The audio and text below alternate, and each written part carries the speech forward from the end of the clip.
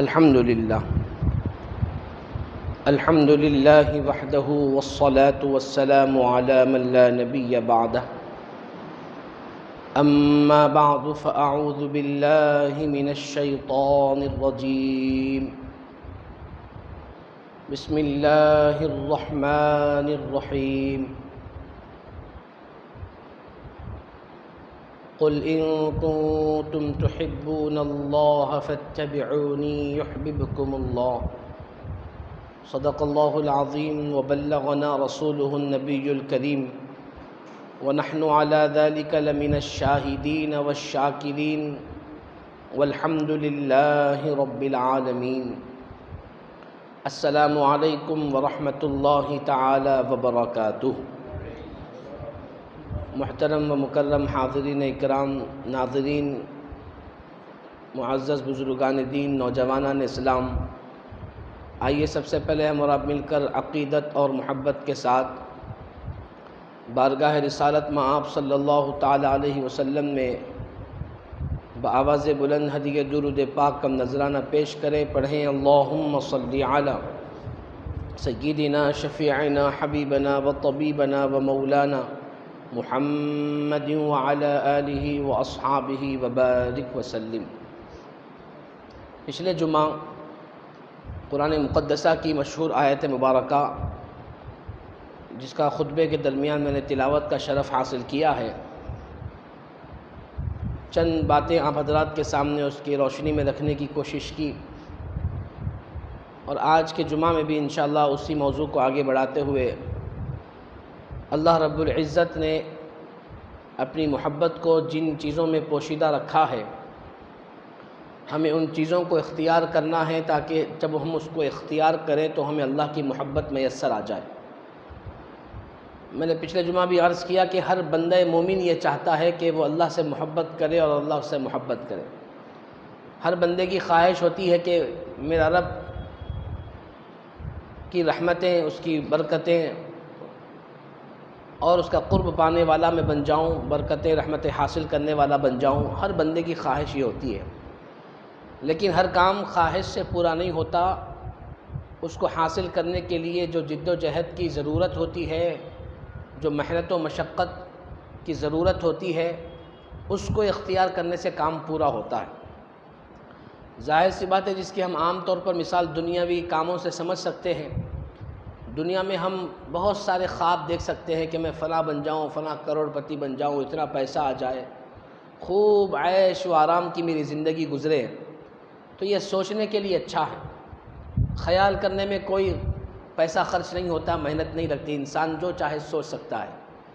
لیکن حقیقتاً ایک انسان کو، عام انسان کو بڑا بننے کے لیے بہت سارے مجاہدے، بہت ساری کوششیں، بہت ساری قربانیاں، بہت ساری محنت و مشقت اور بہت سارے کام کرنے کی ضرورت پڑتی ہے۔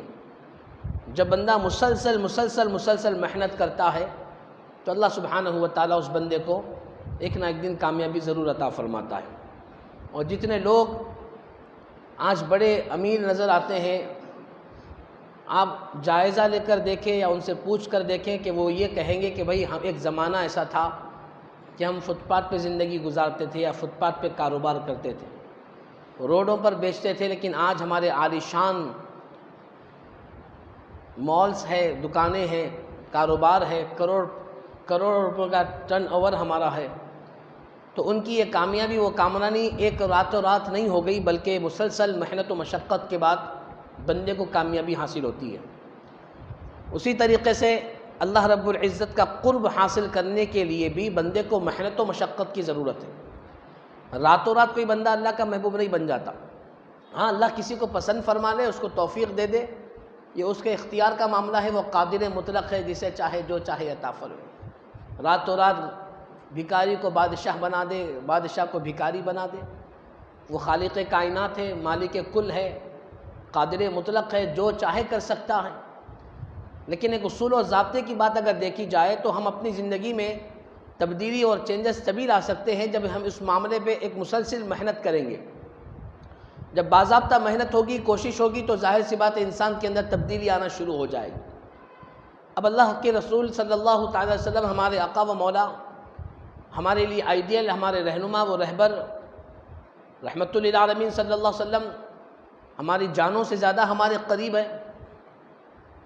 آقا کریم صلی اللہ علیہ وسلم نے جو طریقہ بیان فرمایا، خود قرآن پاک میں اللہ تعالیٰ نے خود ارشاد فرما دیا کہ تم اگر میری محبت چاہتے ہو تو تم میرے رسول کی اطاعت کرو، اور جب تم میرے رسول کی اطاعت کرو گے تو میں رب ذوالجلال تم سے محبت کروں گا۔ اتنا واضح، اتنا آسان، اتنا کھل کر اللہ تعالیٰ نے ارشاد فرما دیا۔ تو اب اس میں ناسمجھ انسان کو بھی سمجھ میں آنے کے لیے کافی ہے کہ اے میرے بندو، میں نے اپنی محبت کو اپنے رسول پاک کی فرما برداری میں چھپا کے رکھا۔ تم جتنا زیادہ میرے رسول کی اطاعت کرو گے، فرما برداری کرو گے، میں اتنی زیادہ تم سے محبت کروں گا۔ اب ہمارے اختیار میں ہے، ہماری کوشش پر ہے، ہمارے جذبے پر ہے، ہمارے شوق پر ہے کہ ہم اپنے نبی کی کتنی اطاعت کر سکتے ہیں۔ ہر فیلڈ میں ہم اپنے نبی کی اطاعت کر سکتے ہیں، کاروبار کے معاملے میں ہو، گھر بار کے معاملے میں ہو، صحت و تندرستی کے معاملے میں ہو، خوشی کے معاملے میں ہو، غم کے معاملے میں ہو، اٹھنے جاگنے سونے کے معاملے میں ہو، کپڑے بدلنے کے معاملے میں ہو، گھر میں رہنے کے معاملے میں ہو، ہر معاملہ زندگی کا کوئی عمل، کوئی حصہ ایسا نہیں ہے جہاں پر ہم یہ نہیں کہہ سکتے کہ یہ معاملے میں مجھے آقا کریم صلی اللہ علیہ وسلم کا طریقہ نہیں ملتا۔ ایسا کوئی معاملہ، زندگی کا کوئی ایسا موڑ، ہمارا کوئی عمل ایسا نہیں ہے جہاں پر رحمت للعالمین صلی اللہ علیہ وسلم کی ہدایت، رہنمائی و رہبری ہمیں نہیں ملتی ہو۔ ہر موڑ پر ملتی ہے الحمدللہ۔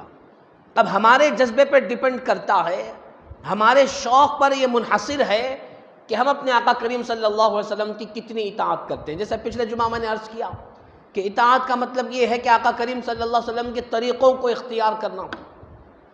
بھئی زندگی کے ہمارے جو طور طریقے ہیں، ہم اس کو ٹیلی کرنا ہے، جانچنا ہے کہ میری زندگی میں جو طور طریقے ہیں، جو دن و رات کے، صبح شام کے، لیل و نہار کے میرے گزارے والے دن ہیں، ایام ہیں، کام ہیں، ان کو میں کس انداز سے گزار رہا ہوں؟ آیا وہ طریقہ آقا کریم صلی اللہ علیہ وسلم کے موافق ہے یا خلاف ہے؟ اگر موافق ہے تو بہت اچھی بات ہے، اس میں اور اضافہ کرنا ہے، اور اگر خلاف ہے تو بڑی خطرناک بات ہے کہ اس سے بچنا ہے، ان مخالفتوں سے دور ہونا ہے، نافرمانیوں سے بچتے ہوئے، دوری اختیار کرتے ہوئے اطاعت کی طرف آ جانا ہے۔ اور جب بندہ آقا کریم صلی اللہ علیہ وسلم کی اطاعت پورے اخلاص کے ساتھ، للہیت کے ساتھ، اللہ کی رضا کے لیے، ثواب کے لیے، اللہ سے رسول کو خوش کرنے کے لیے کرنا شروع کر دیتا ہے، اللہ تعالیٰ اس کو اس میں استقامت بھی عطا فرماتا ہے اور اس کی چاشنی بھی عطا فرماتا ہے، اس کا مزہ بھی محسوس ہوتا ہے۔ جب بندے کو کسی چیز کا مزہ لگ جاتا ہے، یعنی کوئی چیز کا بندہ عادی ہو جاتا ہے، تو وہ چیز اگر زندگی میں نہ ہو تو بندے کو بے چینی ہو جاتی ہے۔ جیسے بعض لوگوں کا معمول ہوتا ہے سگریٹ پینے کا، وہ سگریٹ پیتے ہیں، اگر سگریٹ نہ ملے تو بے چین ہو جاتے ہیں۔ بعض ہمارے نوجوان گٹکے کھانے کے عادی ہوتے ہیں، جب تک پوڑی منہ میں نہ ڈالے ان کو بے چینی لگی رہتی ہے۔ کیوں؟ عادی ہے، عادت ہو گئی، عادت سے مجبور۔ شروع میں انسان کیا کہتا ہے کہ نہیں کچھ نہیں، عادت نہیں ہے، شوق کے لیے ہم استعمال کرتے ہیں، تو وہ شوق عادت بن جاتی ہے اور عادت انسان کی مجبوری بن جاتی ہے۔ یہ سٹیپس ہیں، یہ درجے ہیں انسان کی زندگی کے، کہ کسی چیز کو اختیار کرنے کے لیے ہم شروع میں کہتے ہیں کہ میرا شوق ہے، اور جب وہ شوق بار بار بار بار بندہ کرتا رہتا ہے تو وہ شوق عادت میں تبدیل ہو جاتی ہے، اور جب عادت میں تبدیل ہو جاتی ہے تو اس کی مجبوری بن جاتی ہے، وہ نہ کرے تو بے چین ہو جاتا ہے۔ وہ چیز نہ ہو جائے تو بندے ایسے بھی ہیں، کچھ مریض ایسے بھی ہیں کہ اگر وہ سگریٹ نہ پیے تو ان کی طبیعت خراب ہو جاتی ہے۔ اور اللہ پاک نے ہمارا جو جسم بنایا ہے نا، ایسا لطیف جسم بنایا ہے پروردگار عالم نے کہ یہ اس جسم پر ہم جس چیز کی عادت ڈالیں گے ہمارا جسم اسی کا عادی ہو جائے گا۔ مثال کے طور پر آج کے جیسا سردی پچھلے دنوں میں گزری ہے، بہت سارے ایسے لوگ ہیں جو ان سردیوں کے موسم میں بھی ٹھنڈا پانی نہاتے ہیں۔ اب جن کو ٹھنڈا پانی نہانے کی عادت نہ ہو، وہ یہ لفظ سنتے ہی شوق ہو جاتے ہیں کہ بھئی اتنی سردیوں میں ٹھنڈا پانی بندہ کیسے نہا سکتا ہے؟ تو جس کو عادت ہوتی ہے وہ کہتا ہے کہ خوش محسوس نہیں ہوتا، ہم تو زمانے سے نہ رہے ہیں۔ جتنے گاؤں کے کھیڑوں کے لوگ ہیں یا وہاں کے رہنے کے عادی ہے، کھیتوں میں کام کرنے والے ہیں، دیگر لوگ ہیں، شہر میں رہنے والے بھی بہت سارے ایسے لوگ ہیں کہ جو ٹھنڈا پانی نہاتے ہیں ہمیشہ، اور لیکن جن کو عادت نہیں ہے، جن کے پاس گیزر ہے، فیسلٹیز ہے، سہولتیں ہیں، گرم پانی نہانے کے عادی ہے، تو ان کے پلے یہ بات نہیں پڑھتی کہ بھائی ٹھنڈا پانی کیسے نہایا جا سکتا، آسان الفاظ میں بتایا گیا کہ اس نے اس کے جسم کو عادت دلوائی. جب اس کے جسم کو عادت ہو گئی تو ٹھنڈا پانی نہانے سے اسے نقصان نہیں ہوا. اور اگر جس کو ٹھنڈا پانی نہانے کی عادت نہ ہو وہ ٹھنڈا پانی نہائے تو بیمار ہو جائے گا، سردی ہو جائے گی، بخار آ جائے گا. کیوں؟ تو اس کے جسم کو عادت نہیں ہے. یہ اللہ تعالیٰ نے ہمارے جسم کو بنایا ایسے ہی ہے کہ جس چیز کی ہم اس پر عادت ڈالتے ہیں. بہت سارے لوگ ایسے ہوتے ہیں جو صرف 24 گھنٹے میں 6 گھنٹے 5 گھنٹے سوتے ہیں، باقی کے پورے دن بالکل چاق و چوبند، نیند کا کوئی غلبہ نہیں، سستی نہیں، کاہلی نہیں، عادت ان کی زندگی کی بنی ہوئی ہے. بہت سارے ایسے جو صبح 3 بجے اٹھ جاتے ہیں. آج بھی اللہ کے لاد ایسے ہیں، اللہ کے نیک بندے ایسے ہیں جو رات میں سوتے ہیں تو صبح 3 بجے اٹھ جاتے ہیں، تہجد پڑھتے ہیں، ذکر و اذکار کرتے ہیں، قرآن پاک کی تلاوت کرتے ہیں، اللہ کو یاد کرتے ہیں، اللہ کے سامنے گڑ گڑاتے ہیں، روتے ہیں، فجر تک اللہ کی بارگاہ میں حاضر رہتے ہیں. بڑی خوش نصیبی ہے ان کے لیے. اور جن کو رات کی نیند دیر سے سونے والے ہوتے ہیں ان کو بولے آپ 3 بجے اٹھو تو وہ کہے گا کہ بھئی یہ تو پاسبل نہیں ہے، 3 بجے کیسا اٹھ سکتا ہے کوئی، اتنے چند گھنٹے کوئی کیسا سو سکتا ہے. تو انسان اپنے جسم کو جس چیز کی عادت دلواتا ہے اس کا جسم اس کا عادی ہو جاتا ہے. بالکل اسی طرح اگر ہم کسی چیز کی عادت اپنے آپ کو ڈالتے ہیں تو وہ چیز نہ ہونے پر، نہ ملنے پر ہمارے اندر بے چینی ہو جاتی ہے. اور یہی طریقہ کام کو اگر ہم اولیاء اللہ کے نیک بندوں کی زندگیوں میں تلاش کریں تو اللہ کے نیک بندوں کو نماز کی عادت ہو جاتی ہے. جب نماز میں تاخیر بھی ہو جائے تو ان کی دل کی دھڑکن تیز ہو جاتی ہے. نماز چھوٹنا تو دور کی بات ہے، نماز میں تاخیر بھی ہو جائے تو ایسا بے چین ہو جاتے ہیں، دل کی دھڑکن تیز ہو جاتی ہے کہ میری نماز چھوٹ نہ جائے. بس وہ قرآن پاک کی عادت ہو جاتی ہے تلاوت کی. جب تک قرآن پاک کی تلاوت نہ کریں ان کو سکون نہیں ملتا. بس کو ذکر کی عادت ہو جاتی ہے، اللہ کی فرما برداری کی، اللہ والوں کی نشانیاں. تو ہم میں سے کتنے ایسے لوگ ہیں جن کو یہ محسوس ہوتا ہے کہ جب نماز کا وقت ہو جائے اور میں نماز کو نہ جاؤں تو مجھے بے چینی محسوس ہو رہی ہے. تو میرے بزرگوں، نوجوانوں، آج تلاش کرنا پڑے گا، ایسے لوگوں کو ڈھونڈنا پڑے گا. دیگر دنیاوی شوقوں میں آپ کو تلاش کرنے کے لیے کوئی پریشانی نہیں ہوگی، لیکن عبادت و ریاضت کے لیے، اللہ کی فرما برداری کے لیے، آقا کریم کی سنتوں پر عمل کرنے کے لیے، آقا کریم کی اطاعت و فرما برداری کے لیے عادت بنانے والے لوگوں کو تلاش کرنا پڑے گا. اگر ہمیں اللہ کی محبت چاہیے، اگر ہم یہ چاہتے ہیں کہ اللہ مجھ سے محبت کرے، تو ہم میں سے ہر ایک کے لیے ضروری ہے کہ ہم آقا کریم کی اطاعت کو اپنی عادت میں شامل کر لیں. میرا اٹھنا، بیٹھنا، چلنا، پھرنا، بولنا، ہنسنا، کھانا، پینا، جاگنا، سونا، زندگی کا ہر عمل آقا کریم صلی اللہ علیہ وسلم کے طریقے کے مطابق ہو. میں کوئی بھی عمل کروں تو میرے ذہن میں پہلے یہ بات آئے کہ میں یہ جو عمل کر رہا ہوں اس میں میں آقا کریم کے کون سے طریقے کو اختیار کر سکتا ہوں. جیسا کہ پچھلے جمعہ کچھ سنتوں کے بارے میں ہم نے ذکر کیا، اور سب سے پہلے میں نے آپ حضرات کے سامنے گزارش کی کہ نمازوں کی پابندی کی فکر کریں. یہ آقا کریم صلی اللہ علیہ وسلم کا پسندیدہ عمل، ہمارے اوپر فرض کیا ہوا عمل جس میں کسی قسم کی کوئی گنجائش نہیں. ہمیشہ ہمیں 5 وقت کی نمازوں کی فکر میں رہنا ہے. اور آقا کریم صلی اللہ علیہ وسلم نے ارشاد فرمایا کہ اگر کوئی فجر کی نماز پڑھے اور ظہر کی نماز کا انتظار کرے اور اس کے بعد ظہر کا وقت آ جائے نماز پڑھ لے، تو فجر سے لے کر ظہر تک کا جتنا وقت گزرا ہے اللہ تعالیٰ اس تمام وقت کو نماز میں گزارنے کا ثواب عطا فرمائے گا. اب کوئی ظہر کی نماز پڑھے اور عصر کی نماز کا انتظار کرے، کام بھی کرتا رہے، کاروبار بھی کرتا رہے، گھر بھی جاتا رہے، لیکن فکر رہے، سوچ رہے کہ مجھے عصر پڑھنی ہے، عصر پڑھنی ہے، عصر پڑھنی ہے، اور عصر کا وقت آ گیا اور اس نے عصر کی نماز پڑھی تو ظہر سے لے کر عصر کا وقت بھی عبادت میں گزرے گا. عصر کے بعد مغرب تک یہ خیال رہے تو وہ وقت بھی عبادت میں گزرے گا. مغرب سے عشاء تک بھی یہی جذبہ رہے تو وہ وقت بھی عبادت میں گزرے گا.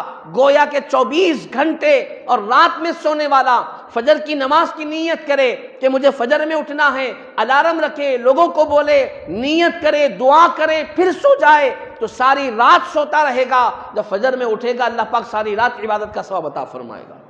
یہ اللہ کی کرم نوازیاں ہیں، آقا کریم صلی اللہ علیہ وسلم کی رحمت للعالمین ہی ہے کہ ہم اپنی نیتوں اور کوششوں سے بے انتہا اجر و ثواب کے ہم حقدار بن سکتے ہیں. لیکن ہم میں سے کتنے لوگ ایسے ہیں جن کو یہ فکر ہوتی ہے؟ اگر ہوتی ہے تو بڑی مبارکبادی، اور اگر نہیں ہوتی ہے تو ہمیں پیدا کرنا ہے. نمازوں میں نو کمپرومائز. حالات کچھ بھی آ جائے، مواقع کچھ بھی آ جائے، خوشی کا ماحول ہو، غم کا ماحول ہو، کاروبار کا ماحول ہو، مصروفیت کا ماحول ہو، دوستوں احباب کا گروہ ہو، ان کی محفل ہو، کچھ بھی ہو جائے، ہم نماز میں کمپرومائز نہیں کریں گے۔ نماز پڑھنا ہے، وقت پر پڑھنا ہے۔ اس کے علاوہ جو دیگر چیزیں ہیں، نماز کے اندر کی سنتیں ہیں، اس پر ہمیں غور و فکر کرنا ہے۔ نماز پڑھنے کے لیے جو ضروری اہم چیزیں ہیں، جیسے میں نے عرض کیا کہ نماز پڑھنا تو بہت اچھی بات ہے، لیکن نماز کو دل جمعی سے پڑھنا، اس میں اور جو اجر و ثواب کے کام ہیں اس کو اختیار کرنا۔ مثال کے طور پہ مسواک آقا کریم صلی اللہ علیہ وسلم کی اہم ترین سنت ہے۔ آقا کریم صلی اللہ علیہ وسلم نے ارشاد فرمایا، السواک شفاء من کل داء الا السام، مسواک تمام بیماریوں کے لیے شفا ہے سوائے موت کے۔ موت کے علاوہ تمام بیماریوں کے لیے شفا۔ آقا کریم کا ارشاد مبارک، ہم امتی آقا کریم کے غلام سرکار کے آقا کریم کے ارشاد میں رتی برابر بھی شک نہیں ہو سکتا۔ اب جو بیمار لوگ رہتے ہیں، جن کو منہ کی بیماریاں ہیں، دانتوں کی بیماریاں ہیں، داڑھوں کی بیماریاں ہیں، گلے کی بیماریاں ہیں، اب وہ لوگ مسواک کو استعمال کریں سنت کی نیت سے۔ اس کے بعد دیکھیں آپ، اس کے علاوہ بہت ساری فوائد آج کی سائنس اور ٹیکنالوجی بتاتی ہے کہ لکڑی سے دانت مانجنے سے کتنے فائدے ہوتے ہیں۔ اور ہمارے لیے سب سے اہم چیز یہ ہے کہ یہ ہمارے آقا کریم صلی اللہ علیہ وسلم کی سنت ہے۔ ہمارے آقا صلی اللہ علیہ وسلم نے اس کو اختیار کیا۔ آج اب ہم اتنے لوگ ہیں، ہم خود سوچیں اپنے اپنے گرہبان میں جھانک کر کہ آج ہم میں سے کتنے لوگوں کے جیب میں مسواک پڑا ہوا، ہم میں سے کتنے نوجوان، کتنے بڑے، کتنے بزرگ لوگ مسواک کا استعمال کرتے ہیں۔ آقا کریم صلی اللہ علیہ وسلم نے ارشاد فرمایا، ایک بندہ بغیر مسواک کے نماز پڑھ رہا ہے اور ایک بندہ مسواک کر کے نماز پڑھ رہا ہے، تو نماز مسواک کر کے پڑھنے والے کو مسواک نہ کر کے پڑھنے والے سے 70 گنا بڑھ کر ثواب دیا جاتا۔ ایک سنت پر عمل کرنے سے نیکیوں میں اتنا اضافہ۔ ایک سنت مسواک، پھر بہت زیادہ دیر تک گھسنا نہیں ہے کہ بس کو ٹیوب لگانا ہے، پیسٹ لگانا ہے، اس کے بعد کف نکلے گا، کلیاں کرنا پڑے گا، کچھ نہیں۔ 3 مرتبہ، بہت ہوا 5 مرتبہ پورے دانتوں پر پھیر لے، مسواک ادا ہو جائے گا، سنت ادا۔ اور اتنا کرنے پر آقا کریم صلی اللہ علیہ وسلم نے بشارت دی کہ ہر نماز پر 70 گنا بڑھ کر ثواب دیا جائے گا، بعض روایتوں میں 700 گنا بھی ہے، ایک سنت پر عمل کرنے پر۔ اب ہم سوچیں کہ ہم میں سے کتنے لوگ ہیں یا وہ نمازی حضرات جو نمازوں کو پابندی سے پڑھتے ہیں، کہ آپ نہیں چاہتے کہ آپ کی نماز کے درجے بلند ہو، آپ کی نمازوں میں زیادہ ثواب ملے، تو کیا آپ استعمال نہیں کر سکتے؟ آج ہم میں سے کتنے لوگ ہیں جن کے جیبوں میں مسواک پڑا ہوا ہے یا مسواک کرنے کے عادی ہے؟ الا ماشاء اللہ، بہت کم لوگ رہ گئے میرے بھائی، بہت کم لوگ۔ میرے بچپنے میں میں خود دیکھتا تھا کہ مسجد کے جو وضو خانے ہوتے تھے، وہاں پر خاص طور پر بڑے بزرگ مصلیوں کے مسواک رکھے رہتے تھے، ان کی جگہ طے رہتی تھی، مسواک رکھا رہتا تھا۔ وہ جب کبھی بھی آتے تھے پہلے مسواک کرتے تھے، پھر وضو کرتے تھے۔ آج کہیں پر بھی نظر نہیں آ رہا ہے۔ میں نے جان بوجھ کر کئی لوگوں سے سوال کیا، بھائی آپ استعمال کرتے ہو مسواک؟ اور خاص طور پر جو دانت کی بیماری، حلق کی، گلے کی بیماری، ناک کی بیماری اور سر کے درد کی بیماری کی جو لوگ شکایت کرتے ہیں، ان سے خاص طور پہ پوچھتا ہوں کہ مسواک کرتے ہو؟ ہم نے زندگی میں کبھی مسواک نہیں کیا۔ ہم سنیں مسواک کرنا سنت ہے، لیکن کبھی کرنے کا موقع نہیں ملا۔ آقا کریم صلی اللہ علیہ وسلم کی اتنی عظیم سنت، صحابہ کرام ایک جنگ پر نکلے، جنگ کرنے لگے، سامنے والے سے فتح ہو ہی نہیں رہی ہے۔ آج 1 دن گزر گیا، فتح نہیں ہوئی، 2 دن گزر گئے، فتح نہیں ہوئی۔ صحابہ کرام سوچنے لگے کہ آخر کیا بات ہے، فتح کیوں نہیں ہو رہی ہے، کامیابی کیوں نہیں ہو رہی ہے؟ تو آپس میں انہوں نے مشورہ کیا، سوچنا شروع کیا۔ تو ایک صحابی رسول نے کہا کہ معاملہ یہ ہے کہ ہم سے ایک سنت چھوٹ رہی ہے۔ بولے کیا؟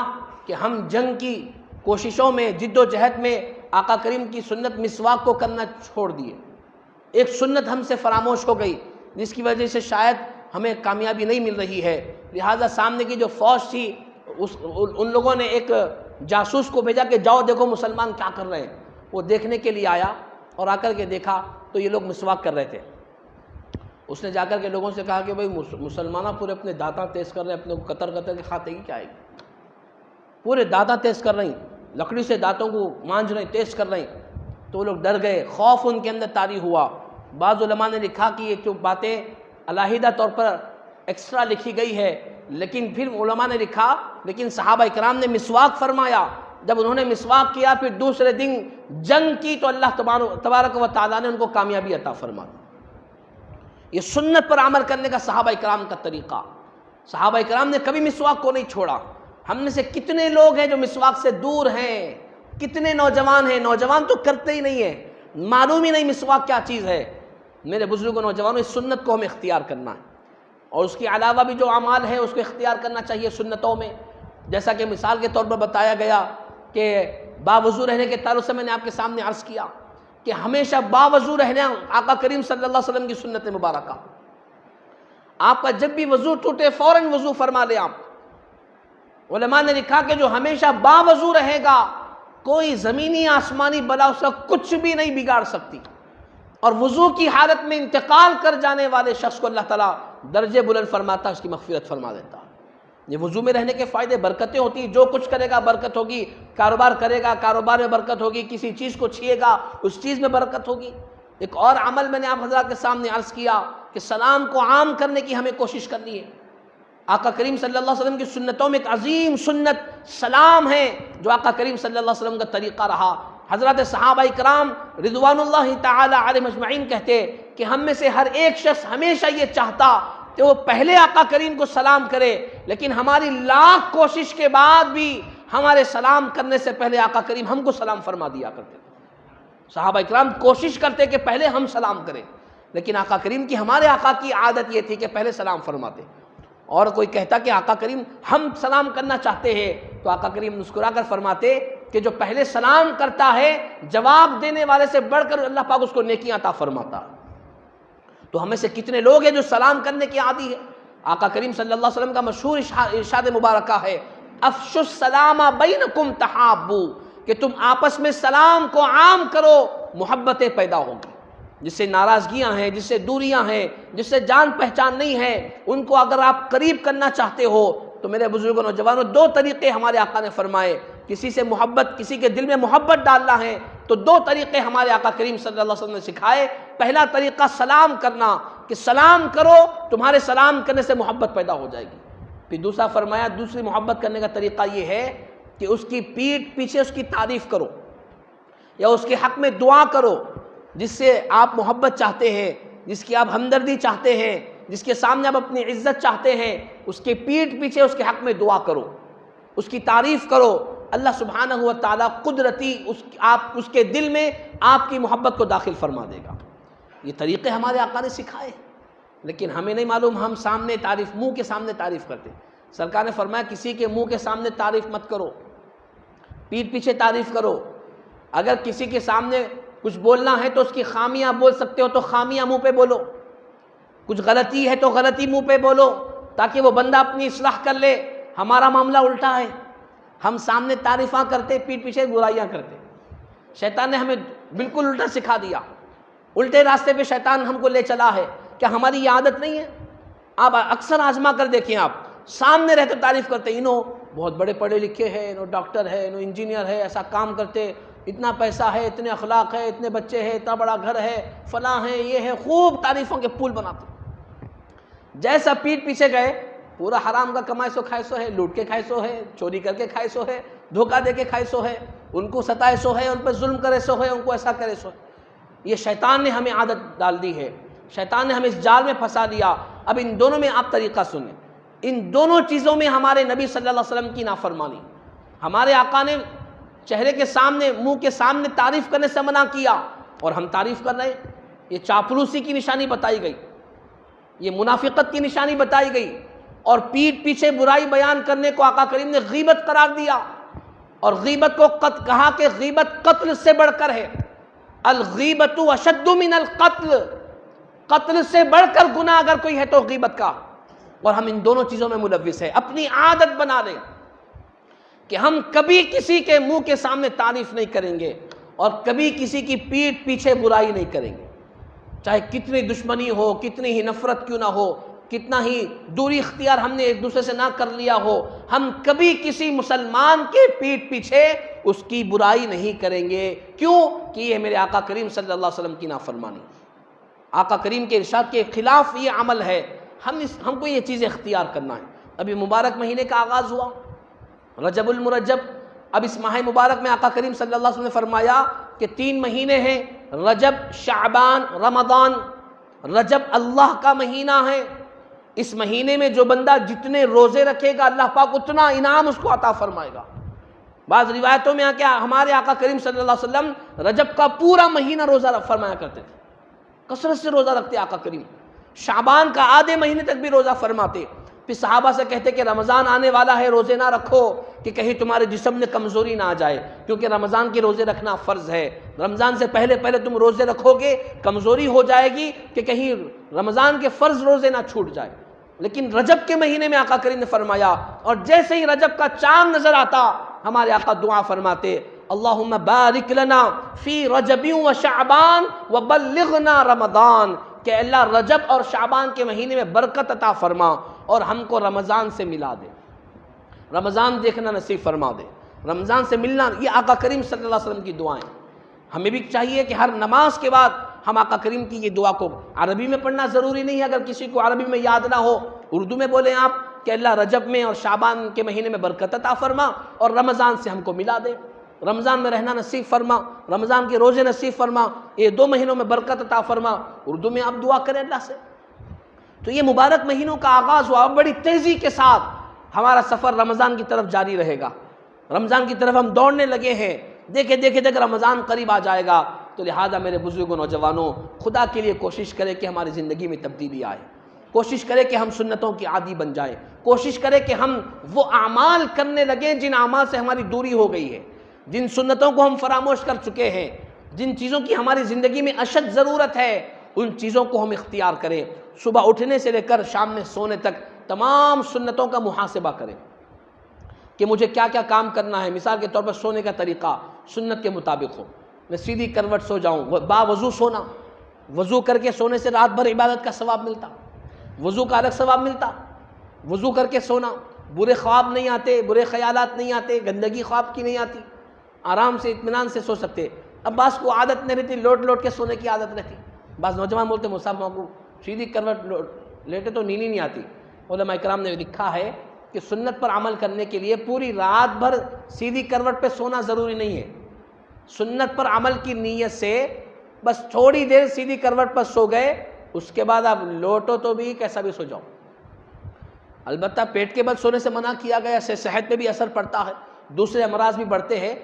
اس کے علاوہ تھوڑی دیر کے لیے سنت کی نیت سے ہاتھ سر کے نیچے ہاتھ رکھ کر 2 پاؤں کو تھوڑا سا فولڈ کر کر آپ تھوڑی دیر سنت کی نیت سے سو جائیں، جتنی دیر ہو سکتا ہے. اس کے بعد آپ کو بے چینی ہو رہی ہے یا پھر عادت کے موافق آپ پلٹ رہے ہیں تو کوئی نہیں، آپ کو انشاءاللہ سنت پر عمل کرنے کا ثواب ملے گا، بلکہ رات بھر سیدھی کروٹ پر سونے کا ثواب ملے گا انشاءاللہ تعالی. مزید اس کے علاوہ جیسے ہی اٹھیں گے تو اٹھنے کا طریقہ جو سنت طریقہ ہمارے آقا نے سکھایا اس پر ہم عمل کریں. سوتے وقت کی دعا پڑھے، آیت الکرسی پڑھ کر سویا کرے، سورہ اخلاص پڑھ کر سویا کرے، کلمہ طیبہ پڑھ کر سویا کرے. فرمایا کہ جو کلمہ طیبہ پڑھ کر سوتا ہے اور اگر رات میں نیند میں اس کی موت ہو جاتی ہے، اللہ تعالیٰ اس کو ایمان کی موت عطا فرماتا ہے. کلمہ پڑھتے پڑھتے انتقال کر جانے والوں کو تو درجہ ملتا ہے، سوتے وقت کلمہ پڑھ کر سو جائے اور رات میں اس کا انتقال ہو جائے تو ایمان پر کلمہ پڑھ کر مرنے والے کی طرح اس کی اللہ تعالیٰ موت عطا فرماتا ہے. اسی طریقے سے جب صبح بیدار ہو جائیں سنت کے مطابق اٹھیں، دعا کریں، اللہ کا شکر ادا کریں. میرے بزرگوں، نوجوانوں، اس طریقے سے ایک ایک چیز آپ دیکھتے جائیں، کھانے کا طریقہ، پینے کا طریقہ، سونے کا طریقہ، بیٹھنے کا طریقہ، گفتگو کا طریقہ، کاروبار کا طریقہ، ہر ایک چیز میں دیکھتے جائیں، غور و فکر کریں کہ کون سا طریقہ میرے آقا کریم صلی اللہ علیہ وسلم کا مجھ سے چھوٹ رہا ہے اور اس کو مجھے اختیار کرنا ہے. لہٰذا اس جانب توجہ کی ضرورت ہے. یہ مبارک مہینوں کا آغاز ہو چکا ہے، رجب کا مہینہ شروع ہوا. جس قدر ممکن ہو سکے روزوں کا اہتمام کریں. اگر روزے نہیں رہ سکتے تو کم از کم پیر اور جمعرات کا روزہ رکھیں آپ. ویسے ہی سال بھر ہمارے آقا کا یہ سنت عمل رہا، پیر اور جمعرات کا. اس کے علاوہ 13، 14، 15 ایام بیس کے روزے جس کو بولتے ہیں، مہینے میں 3 دن 13، 14، 15 چاند کی تاریخ، یہ 3 دن روزوں کا اہتمام کرے. اس کی بڑی فضیلت ہے. احادیث مبارکہ میں آئی ہے، آقا کریم کی عادت تھی، میرے آقا کی، ہمارے آقا کی یہ عادت شریفہ تھی، عادت پاک تھی میرے آقا کریم صلی اللہ علیہ وسلم کی کہ ہر مہینے میں 3 دن پابندی کے ساتھ 13، 14، 15 روزہ رکھتے. پیر اور جمعرات کے علاوہ تو یہ رجب شعبان کے مہینے میں ہم اس کا کم از کم اہتمام کریں تاکہ ہم کو بھی اس کی برکتیں حاصل ہو، ہم بھی عبادت کرنے والے بنے. دنیا کی طرف رہنا، کاروبار کرنا، محنت کرنا یہ ضروری ہے، اس سے کوئی نہیں روکتا. وہ کام کرتے ہوئے اللہ کی عبادت کرنا، اپنے نبی کی اطاعت کرنا، تاکہ اللہ کی رحمتیں، اس کی برکتوں کے ہم حامل اور اللہ کی طرف سے حاصل کرنے والے بن جائے۔ لہٰذا اس جانب توجہ کی ضرورت ہے۔ اللہ سبحانہ و تعالیٰ سے دعا ہے کہ پروردگار عالم ہمیں ان باتوں پر عمل کی توفیق عطا فرما، آقا کریم صلی اللہ علیہ وسلم کی سنتوں کو اختیار کرنے والا بنا، شیطان کے شر سے، اس کے مکر و فریب سے بچا لے میرے مولا، تو ہمارا حامی و ناصر بن جا، آقا کریم صلی اللہ علیہ وسلم کی سچی اطاعت و محبت عطا فرما۔ یا اللہ ہم گنہگاروں کی دعا کو حضور پاک صلی اللہ علیہ وسلم کے صدقے جو فعل میں قبول فرما برحمتک یا ارحم الراحمین، والحمد للہ رب العالمین۔